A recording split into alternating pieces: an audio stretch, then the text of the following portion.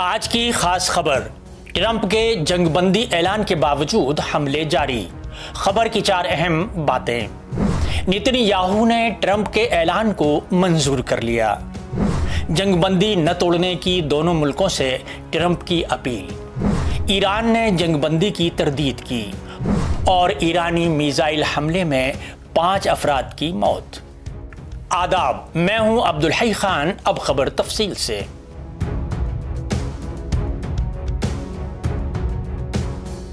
ایران اسرائیل جنگ میں امریکہ کی انٹری کے بعد صورتحال تبدیل ہو گئی ہے۔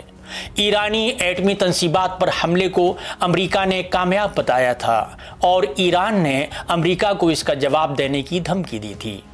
جیسے ہی عرب ملکوں میں امریکی ٹھکانوں پر ایران نے حملے کیے، ٹرمپ نے دونوں ملکوں کے درمیان جنگ بندی کا اعلان کر دیا۔ ٹرمپ کے جنگ بندی کے اعلان کے بعد ایران کے وزیر خارجہ نے اسے مسترد کر دیا۔ انہوں نے کہا کہ اسرائیل کے ساتھ ابھی تک کوئی حتمی جنگ بندی معاہدہ نہیں ہوا ہے۔ اگر اسرائیل حملے بند کر دے تو ایران بھی حملے نہیں کرے گا۔ کچھ ہی دیر بعد ایران نے اسرائیل پر 6 بار بیلسٹک میزائلوں سے حملہ کیا۔ ٹائمز آف اسرائیل کی رپورٹ کے مطابق ایک میزائل بیر شبیہ شہر میں ایک عمارت پر گرا۔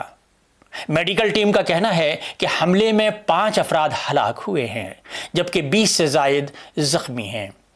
ٹرمپ کے اعلان سے چند گھنٹے قبل ایران نے قطر میں امریکی العدید ایئر ملٹری بیس پر 19 میزائل داغے، تاہم اس حملے میں کوئی جانی نقصان نہیں ہوا کیونکہ ایران نے حملے سے قبل اس بارے میں الرٹ جاری کر دیا تھا۔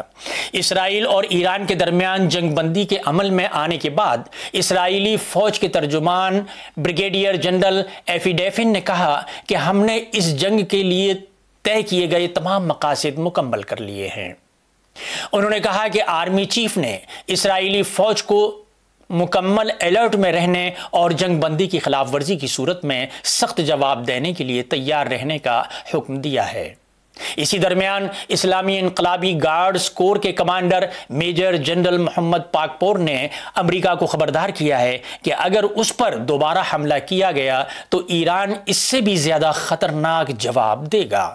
ان کا کہنا تھا کہ امریکہ میں ایران کی 3 جوہری تنصیبات پر حملہ کیا تھا، جس کے جواب میں ایران نے پیر کی شام قطر میں امریکی العدید ایئر بیس پر میزائل حملہ کیا۔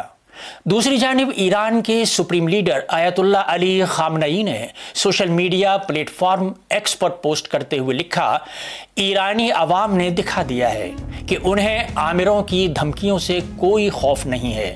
ایرانی عوام کبھی بھی ہتھیار نہیں ڈالیں گے۔